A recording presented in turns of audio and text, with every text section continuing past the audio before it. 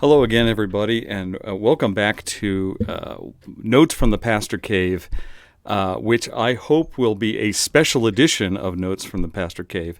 You may remember, if you are a regular watcher, that back before Christmas, we kind of took a little interlude from the time that we were spending in Exodus, and so that I could talk a little bit about Christmas, about something involving the Christmas story, and I'm kind of going to go ahead and do that today. Now, true confessions, I already videoed this once, and it went unbeknownst to me. Videos like this have a 15-minute time limit on YouTube, and I was like around 17 minutes, which is a little long for this. And so they wouldn't let me. It was just, I mean, you can post a video longer than 15 minutes, but it is a hassle and was really hard to do. So I'm just refilming this, starting over again. So this is going to be a special edition of Notes from the Pastor Cave, and it kind of is a departure, and it kind of isn't, because we've actually been in Exodus, where God is introducing for the first time the idea of Passover and the Passover Meal. And, if you remember right, this is the 10th plague, terrible, devastating, awful plague. And God says, okay, you need to get inside each other's homes, and you need to share this meal together that will become known as the Passover Meal later on. And that will, and after this is all over, Pharaoh is going to let you go. As a matter of fact, Pharaoh is essentially going to kick you out and tell you to go away and never come back, because the 10th plague is going to be so devastating. So I want to fast forward several thousand years from there to another Passover, and it's a Passover that in the world of Christ followers becomes known as the Last Supper, because it is the last time that Jesus is going to share this supper with his disciples. Now, you figure Jesus is somewhere around 33 years old. We don't know exactly, but he's somewhere around 33 years old, which means that growing up in an observant Jewish family, he has celebrated 33 Passovers. And of course, the early ones he would not have remembered, but he's still been there for all of them. So this is his 33rd Passover while on earth.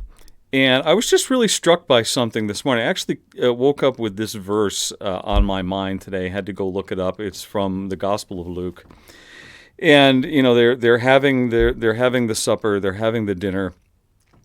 And they're having it in an upper room. Jesus has prearranged for somebody to host them, and it's in an upper room. And just to kind of give you a little bit different mental picture than the one you probably have in your head from watching Jesus movies, that upper room may very well have been a rooftop, because the rooftops in dry, hot climates like that, the rooftops are often made into alternate or additional living space.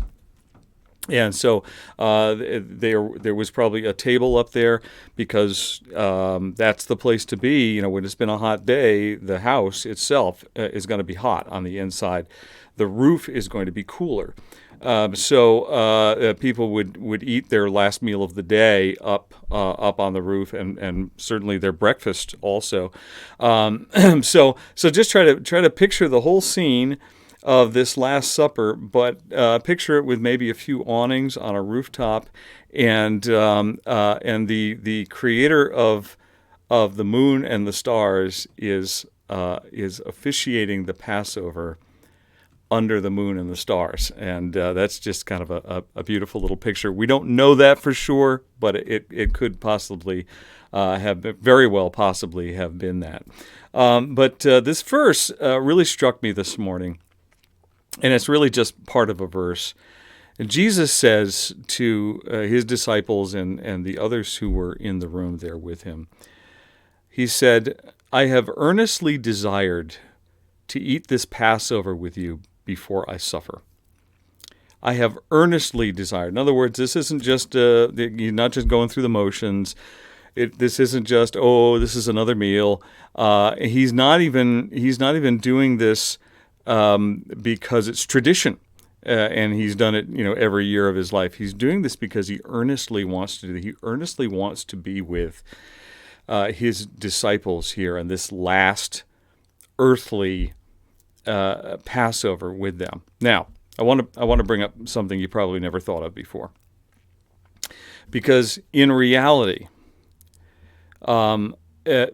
Jesus, being God, has celebrated literally millions of Passovers before this.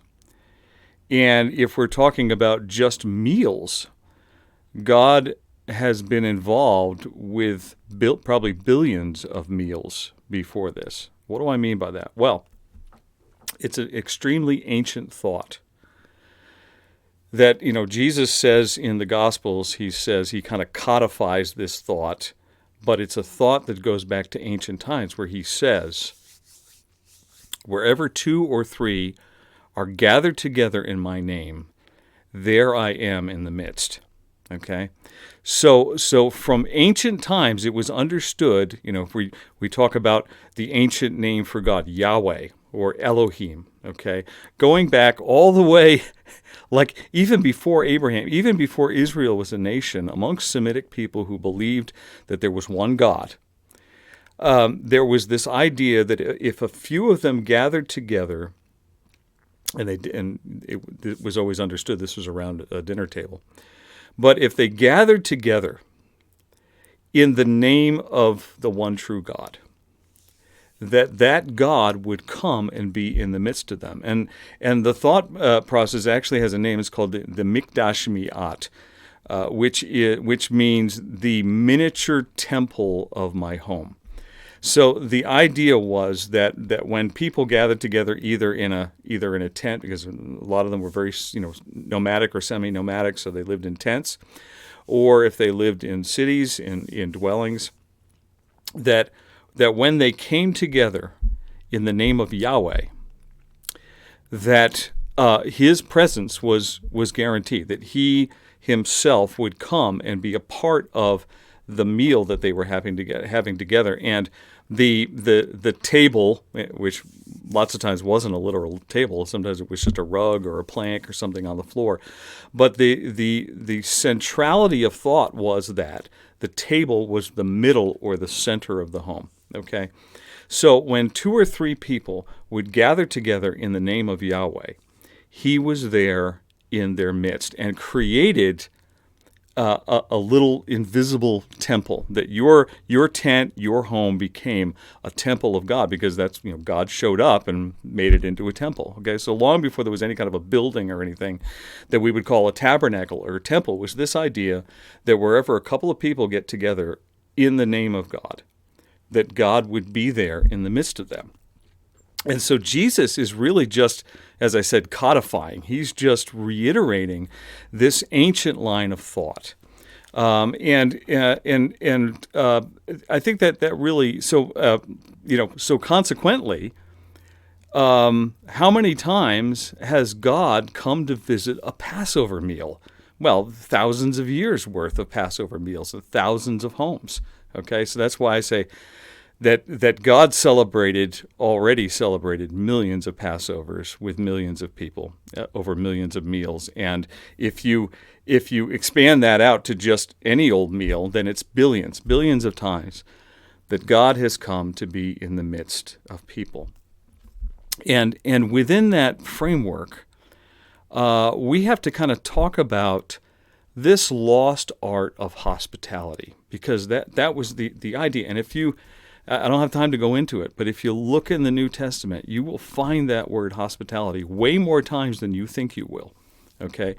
That for those who are followers of Jesus Christ, that the gift of hospitality in using your home as a place where the Mikdash Miyat will take place, where I invite my neighbor into my home and I love over them and I honor them by treating them well and feeding them the best meal that I can.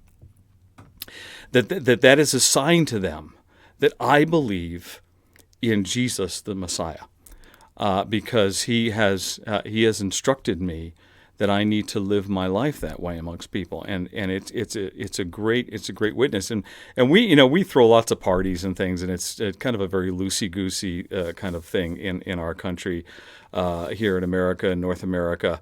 But this idea of formally inviting people, and I don't mean you have to use the china, okay?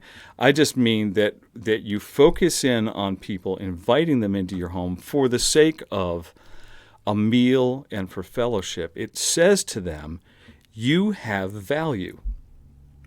And so therefore, as a follower of God, what you are saying is, God values you, and so therefore I also value you. Okay, so that's why it's such a great witness, a great testimony to God in people's lives, just to invite them into your home and to treat them well and treat them specially.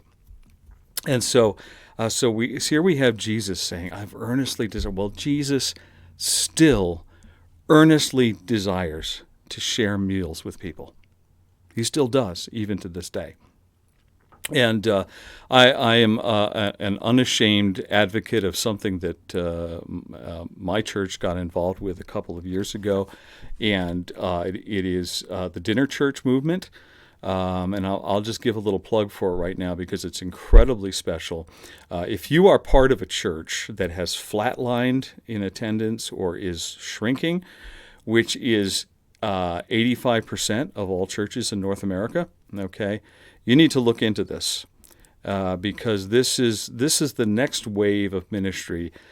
God wants to do something in North America that is new, but it's not new. It's new, but it's actually very old, because this is an expression of the agape meal that took place in the first 200 years of the existence of the church, where the church exploded from about 100 followers to somewhere around 27 million, and it happened mostly around an agape feast, which was just really an extension of the ancient Passover feast.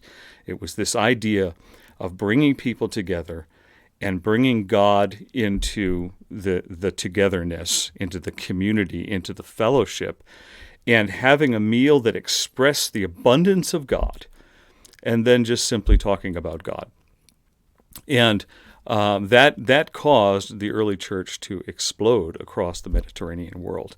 And so I want to urge you, if you have a church that you think is in trouble, go ahead. A guy named Verlin Fosner is the author of several books. There are others out there, but this is really kind of the center of what's called the dinner church movement, which has exploded across the country.